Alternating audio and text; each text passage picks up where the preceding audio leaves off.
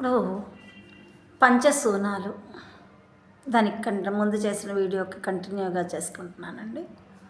పంచసూనాలు, ఈ పంచసూనాలు అంటే ముఖ్యంగా గృహస్థులు చేసేటువంటివి. అంటే కుటుంబంలో వాళ్ళు, భార్య భర్త పిల్లలు, కుటుంబం ఉండే ఏర్పాటైన వాళ్ళు ఆహారం తయారు చేస్తారు. మనము ఈ ఆహారం తయారు చేసుకున్నప్పుడే కదా భిక్ష ఇవ్వగలుగుతాం ఎవరికైనా. సో ఇలా ఆహారం తయారు చేయడంలో మనం కంపల్సరీగా తప్పనిసరిగా చేయాల్సినటువంటి 5 పనులు ఉన్నాయి. దంచాలి, లేకపోతే రుబ్బాలి. దంచడం రుబ్బడము ఇవన్నీ కూడా ఒకటి. రెండవది వచ్చి విసరాలి, పిండ్లు కావాలి, అవి ఇవి విసురుకోవాలి. ఇప్పుడంటే మిక్సీలు గ్రైండర్లు వచ్చేసాయి కాబట్టి విసురడం.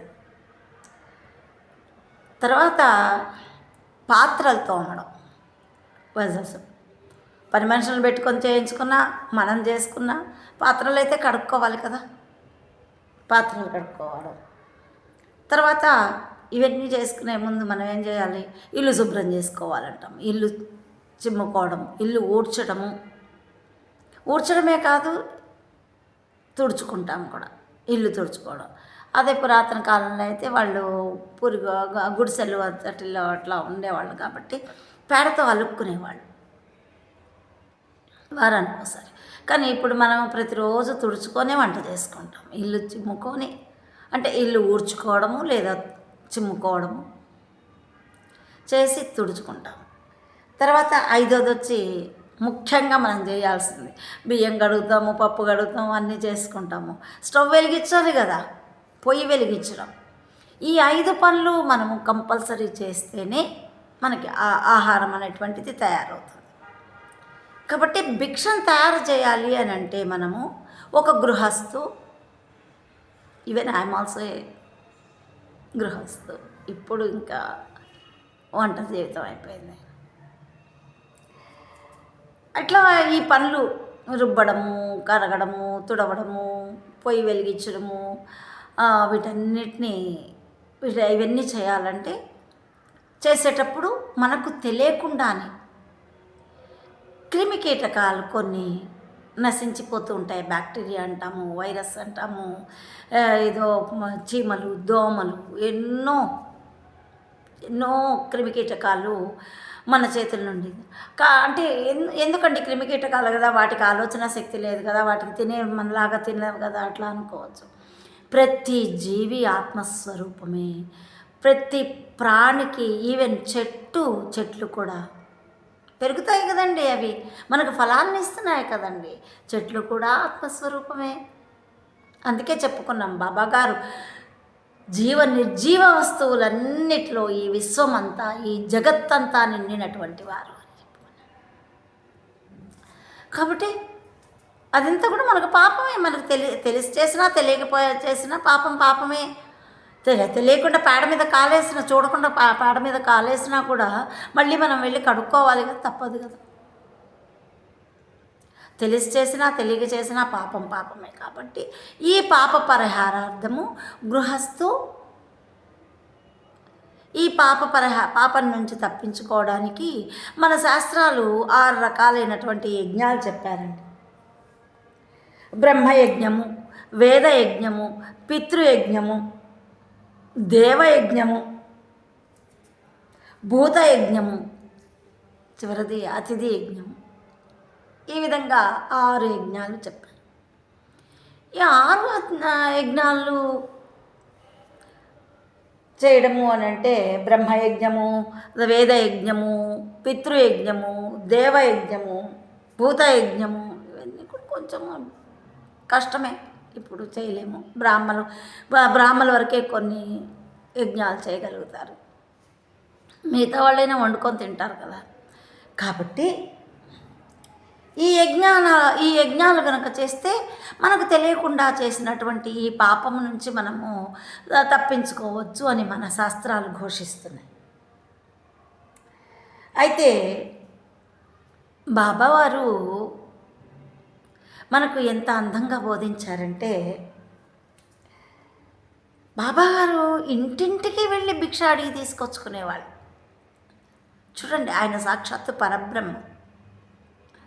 ఎందుకండి? ఎందుకో ఆయన వచ్చి తీసుకున్నట్టు ఆయన కడుపు తినడానికా? ఆయన తెచ్చుకున్నది ఏది తినలేదు. ఆ మూకుల్లో వేసి పక్కన పెట్టేస్తే పక్షులు, జంతువులు, ఒక్కోసారి అక్కడ పనిచేసేవాళ్ళు, అక్కడ ఉండేటువంటి జనాలు అన్ని ఎవరికెవరికి ఎంతెంత కావాలో అంత తీసుకొని వెళ్తే ఏదో సమయానికి అంత మిగిలింది ఏదైనా ఉంటే తినేవారు, లేకపోతే లేదు. కొన్ని సంవత్సరాల పాటు ఆ గురుస్థాన్లో ఆ వేపాకు తిని ఉన్నారు ఆయన.